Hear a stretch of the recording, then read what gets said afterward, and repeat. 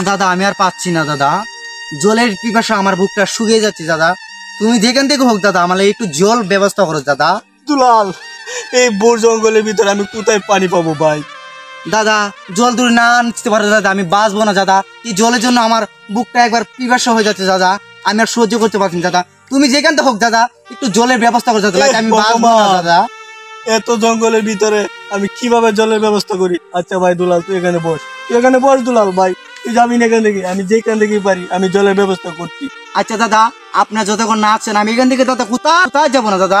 তুমি যেখান থেকে হোক দাদা আমার লেগে জল নিয়ে আসবেন দাদা, নিয়ে আসবেন। দুলাল তুই এখানে ভাই বস, তুই যাবি না দুলাল, তুই যাবি না, আমি দেখি কোথায় থেকে জলের। বাঘের শব্দ শোনা যেতেছে না? এখানে এই অরেঞ্জ জঙ্গলে থাকলে তো আমাকে বাঘে খেয়ে ফেলবে।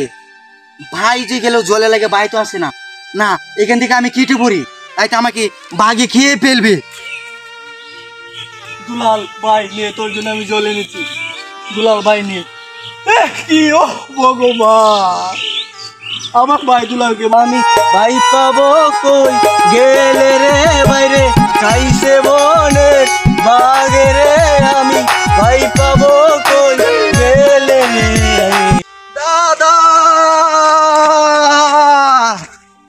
এই অরেঞ্জ জঙ্গলে আমি দাদাকে কোথায় পাবো? আমি বাইশুকে গো কলিজা তলে, ওই আমি বাই পাবো কোথায় গেলে।